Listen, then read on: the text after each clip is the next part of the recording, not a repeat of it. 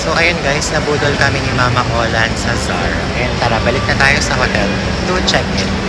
And welcome back to the vlog guys. Mark Glenn here and we are here in Makati area. And mag-staycation tayo this time sa One Pacific Place Serviced Residences. And we'll be staying here just for a night. And ayun, quick city break lang. And tara, mag-room tour tayo.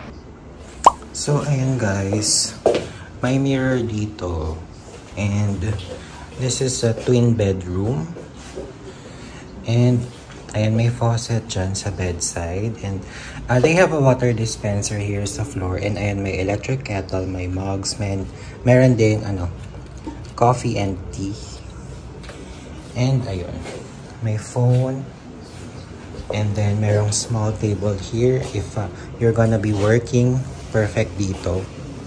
And may closet space here. Ayan, may hangers and then may safety deposit box. And then, meron silang small TV here, guys. And this is our view. Ayan.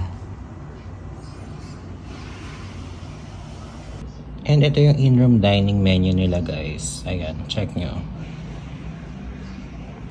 And ito yung bathroom, guys. Meron namang bidet here. And ayan, may hot shower dyan. And then, merong parang mga basic amenities like shampoo and shower gel. And of course, merong hair dryer dyan. Perfect. And that is it for our very quick room tour. You can also book this hotel, guys, through Klook. And I think it's around the 2,000 plus pesos when we got it.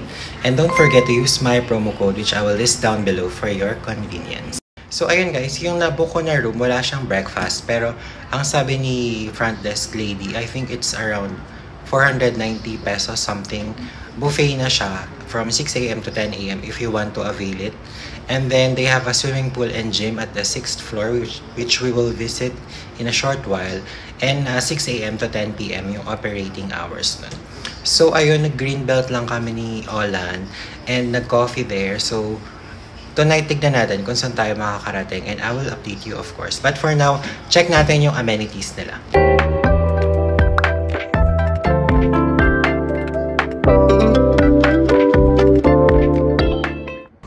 Guys, ito yung pool nila.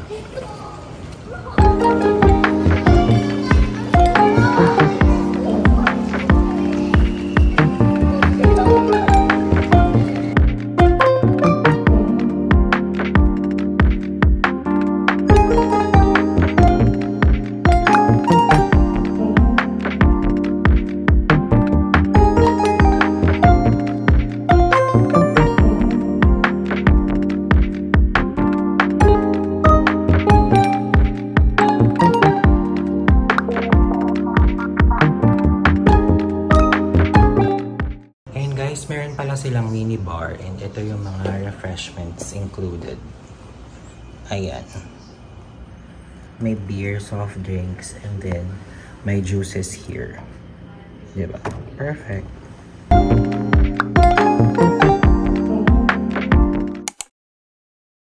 Good evening guys. Nagugutom ako and it's almost midnight time na. So tara, mag-midnight snack tayo dito sa Makati Ave area.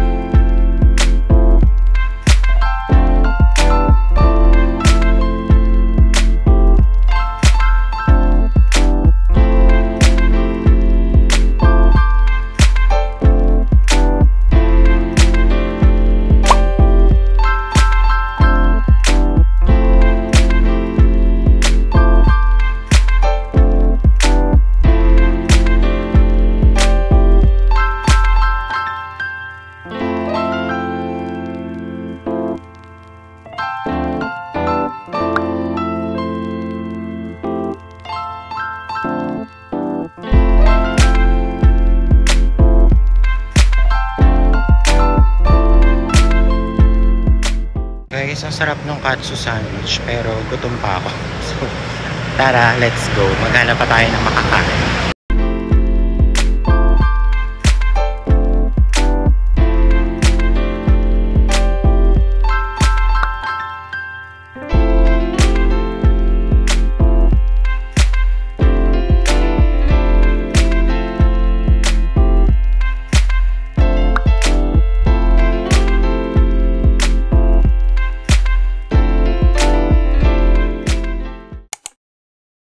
good morning guys. So we are about to check out na from One Pacific Place, and overall I can recommend this hotel naman.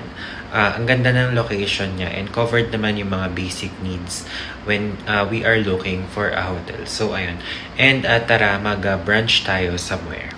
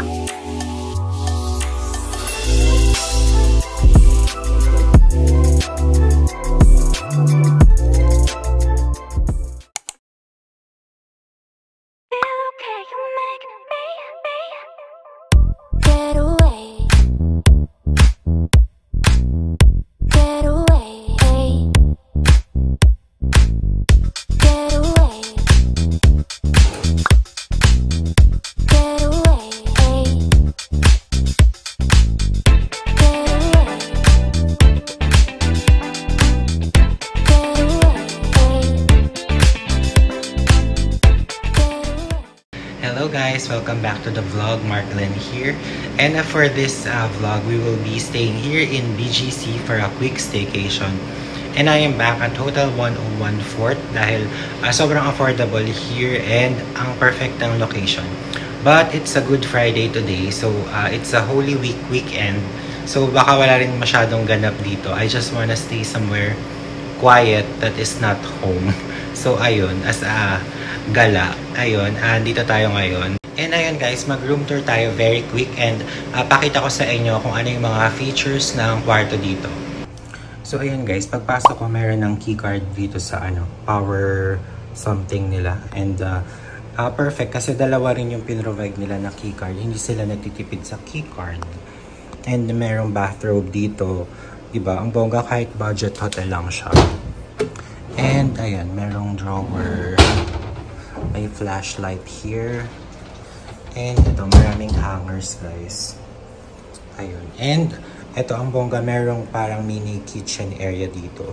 Merong faucet and then may microwave sila guys. And then may water kettle here. May free water. And may mugs dyan. May mini fridge. O diba? Kaso wala yung laman. And may safety deposit box pa here. So ito parang mga extra space lang yan. Ayun. And guys, sobrang laki ng TV nila here. Look. Ayan. And ito yung beds. Parang isang queen size bed and merong parang single size dun. Alam ko good for 3 persons tong nabook ko na room eh. Not really sure. And ito merong parang workstation dito. I have previously tried working from here and okay naman yung internet nila guys. So ayun, marami ring power outlets as you can see. And let's check the bathroom. Ayan guys, may hair dryer dyan. And meron ding mga provided na toiletries. And merong bidet. And ayun, meron ding mga doon. Shampoo, conditioner, body wash. And perfectly working heated shower. And that is it guys. Diba ang bongga ng room kahit budget lang siya. Parang ang daming features na very useful. And it's only 2,216 pesos I believe. Which I booked from Klook guys, and you can book it as well. Don't forget to use my promo code for that, and I will put it down here for your convenience. So ayun, siguro magpahinga muna tayo guys dahil ang konti lang ng sleep ko kanina dahil galing pa ako sa work from last night. And ayun, siguro later kumain tayo sa labas kung ano yung bukas dito sa area, and mag-cafe tayo of course, and update ko kayo kung saan tayo makakarating later. And by the way guys, ito yung view natin here. Ang SM Aura. Diba? Ayan. Literal na isang tawid lang ang SM Aura from this hotel. So ang perfect talaga ng location. And ayan, maganda yung view here. O diba? Not bad na talaga yung price for a quick city staycation.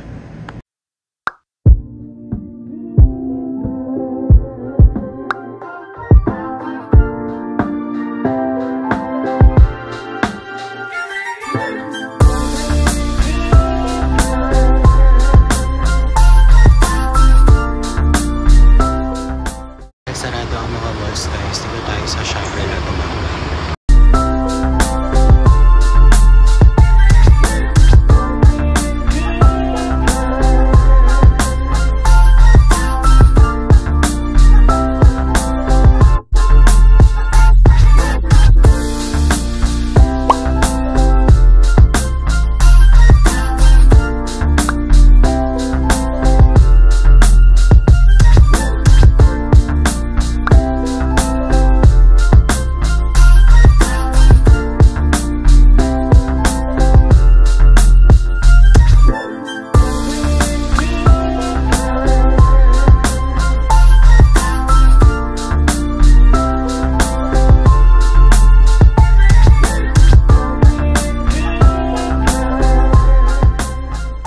So guys, ayun, pag Holy Week talaga, ang pag-asa nyo lang, I mean pag Good Friday, yan mga Monday, Thursday, ang pag-asa nyo lang sa mga dining or cafe ay yung mga outlets sa hotel. So buti na lang, ayun, bukas naman dito sa Siao. And maganda pa yung vibe, so perfect talaga tumambay.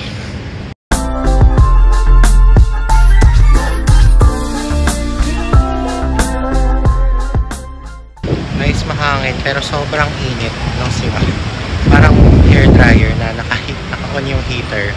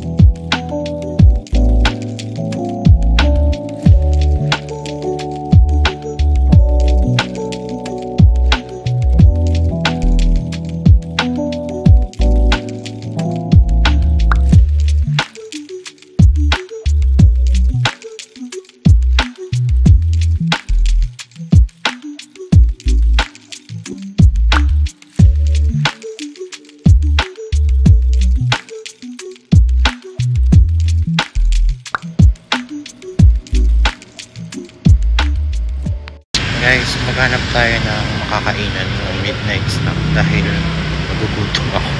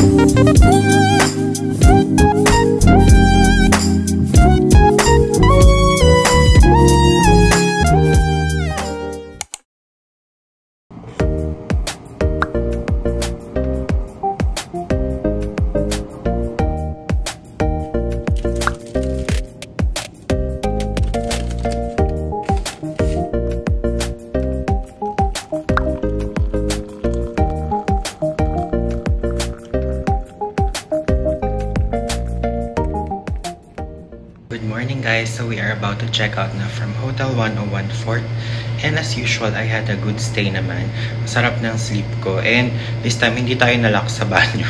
So ayun, perfect, and mag-check out na tayo and mag-brunch or lunch tayo somewhere.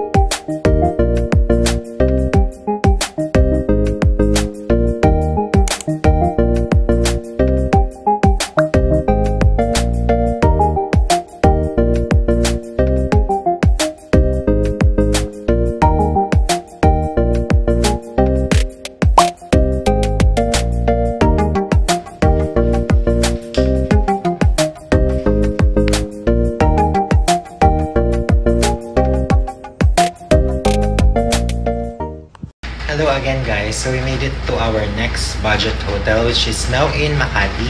I'm staying here at Red Planet and nabook ko lang siya for around 1,100 something from Klook.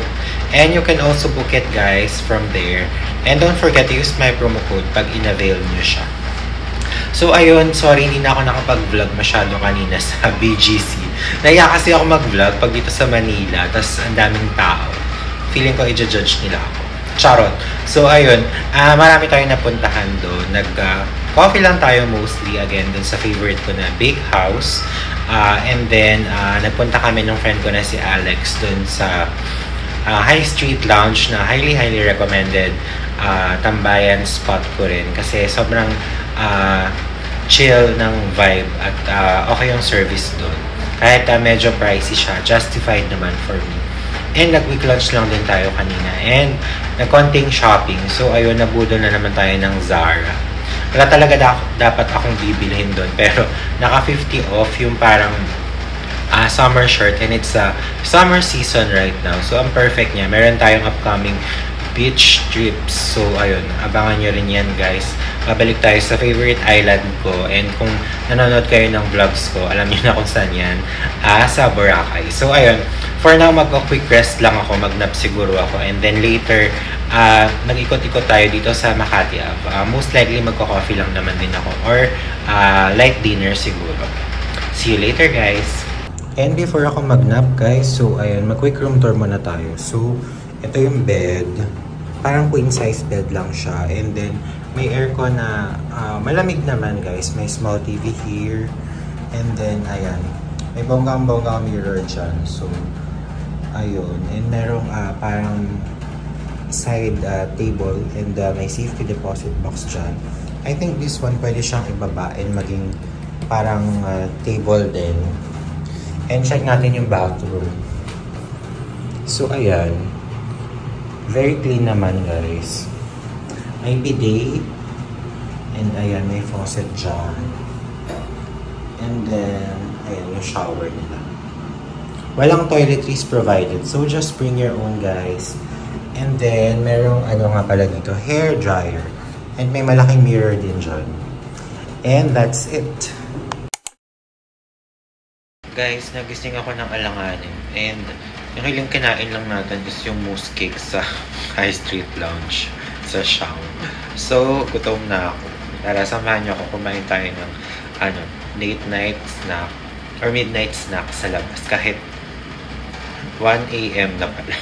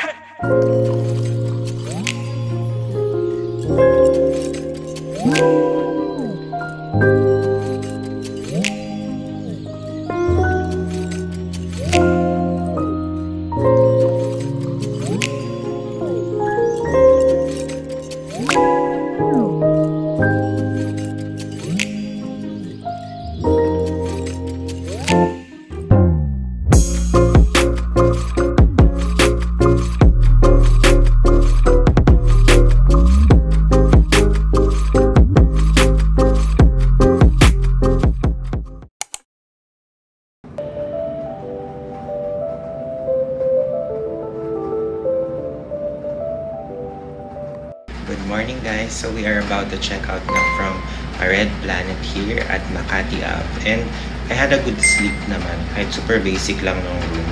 Comfy yung bed and then yung comforter nila. And sobrang lamig ng AC guys. So, super sulit siya sa 1K plus na rate per night.